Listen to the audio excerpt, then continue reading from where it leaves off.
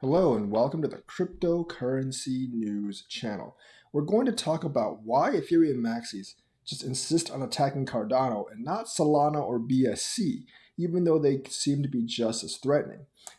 But the truth is, Solana and BSC are not as threatening. Here's the thing, Ethereum is decentralized. Yeah, I mean, sure, the mining pools can be located in like one place, but they're definitely operated by different people, and you can consider Ethereum decentralized. BSC is not really decentralized. We all know that Binance Smart Chain is more of a centralized structure, and we all know that Solana now is a centralized structure. Yes, there are over 1,000 nodes in Solana, but the Solana Foundation, I actually think, owns most of them, so it's not centralized, decentralized at all. Plus, Solana's coin distribution is hyper centralized. So, despite Solana boasting 10,000 or 50,000 or however many thousand transactions per second, it's more of a centralized server type of thing. So that's really not all that impressive. Yes, the through output is great, but it does not achieve the initial goal of blockchain, which is decentralization. So Ethereum does not really see Solana as much of a threat. Plus, Solana just went down for an entire day basically. And they had to reboot the entire network, just like how you reboot a Windows machine to get it sorted out. They have applied the patch and they think it's actually solved now. But here's the thing, this is the third time that it's actually happened. So people, I think, are a bit wavering on Solana. And even before that, everyone knew that it was kind of centralized. It wasn't decentralized. So Ethereum didn't really see them as that much of a threat. Same with BSC, especially with all the hacks and exploits. People knew that was kind of decentralized. So Ethereum was only the only decentralized dog in town. But I think Ethereum Maxies really see ADA as a threat because they know, and everyone else knows, that ADA is decentralized. Yes, when it started last November, IOHK was producing most of the blocks after Shelley. However, by March, IOHK was producing 0% of the blocks, and all the blocks are actually being produced by different third parties. ADA has a DPoS system that actually works better than ETH because we don't really need to lock up your ETH for another year and a half to stake ADA. ADA staking period. ADA honestly doesn't have a staking period. You can actually just withdraw your ADA anytime when you're actually staking. It just takes 2 epochs, I think, to actually continue to get the rewards if you unstake and restake again. But that's flexibility right there that Ethereum does not have. So that's one point where it's better than Ethereum. Also, I know a lot of people have been trying to fund ADA at 7 TPS. That's not true at all. ADA is actually around a little over 250 TPS, which is roughly about 15 times what Ethereum's base layer is. And that's without the scaling. Some of you are saying, but Ethereum has layer 2 scaling. Yes, but we've seen now that that actually has problems. First of all, besides the onboarding fee, both Arbitrum and Polygon have had problems today. Actually, they both went down. So some people are saying it's more secure and safe to actually just keep it on the Ethereum base layer. However, that's extremely expensive to make transactions and very, very slow. Layer 2 was Ethereum's scaling solution, but now we can see Layer 2 is also somewhat centralized. It is actually centralized, and Layer 2, therefore, may not be able to solve everything because it can have a central point of attack and it can go down, just like Polygon and Arbitrum actually did. And without using the Layer 2, it's very, very slow and inefficient. No one wants to pay skyrocketing gas fees.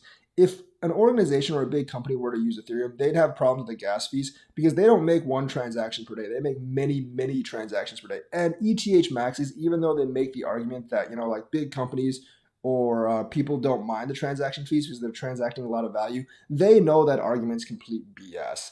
And when you're talking about, 10, 20, $30 per transaction, everyone minds. Now, the Ethereum miners, if you're a miner, you're the one making that argument because it really benefits you. But for everyone who is actually using the network, they know that argument's complete BS, and they know that usage of the network will actually move to Cardano or somewhere else, maybe Cosmos, maybe Elrond, maybe other mainnets or ADA, if they don't fix that problem. And they know that ETH 2.0, despite the hype that it might arrive in December, it's not going to arrive until maybe like 2023 to be fully functional. And who knows if it'll actually even arrive then, because Ethereum is going to take significantly longer than Cardano to actually launch DPoS and smart contracts to its full extent, because Ethereum has a lot of legacy apps on it and they actually have to be backwards compatible. Plus, they have the miners problem because, like if you launch DPoS and proof of stake, all those miners will get left behind, and that's a lot of hardware to leave behind. By the ways,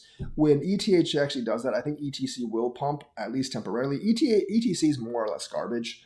But the thing is, like, it will actually get a temporary pump when that actually happens. So keep an eye out for that kind of profitability chance.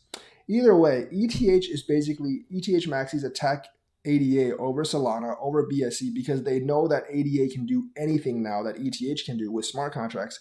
It scales a lot better. And despite them saying it's a ghost chain, now after Goggon's launch, there are several hundred smart contracts on it. There are like 5 dozen dApps on it that are actually running. And Cardano per epoch has several 100,000 transactions. So it's no longer a ghost chain. It's actually being used, and it's actually growing day by day with many ICOs planned. Will there be scams in those ICOs? Yeah, sure, there will be scams in those ICOs, but there's scam ICOs on Ethereum, on BSC, on Solana, etc. That's basically unavoidable because a truly decentralized system does not control who can make dApps or who can't. So there will be scams on it. I don't have too much confidence in any of the launch pads to actually like kind of scan them out, but we'll see how the ecosystem develops. They know the ecosystem is here. They know that there are people that are going to switch over, like AGIX is going to switch over, and there's going to be several others that not only operate on Ethereum, but operate on Cardano as well. And they know the Cardano operation is probably going to be superior because Cardano doesn't have to quite rely on layer 2 to be as scalable, and therefore it doesn't have that central point of failure that some layer 2 systems have.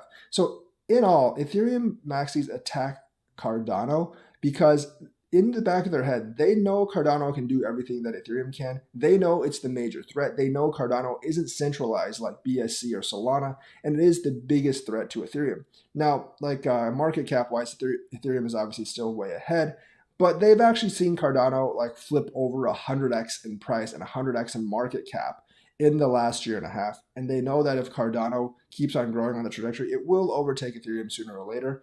And remember, a lot of these maxis, they've actually staked Ethereum, so they can't pull it out for another year and a half. So they have to believe that they have to think that we have to stop Cardano somehow from flipping Ethereum before that year and a half, 2 years is actually up, so we don't start losing our investment, so we can get the highest ROI.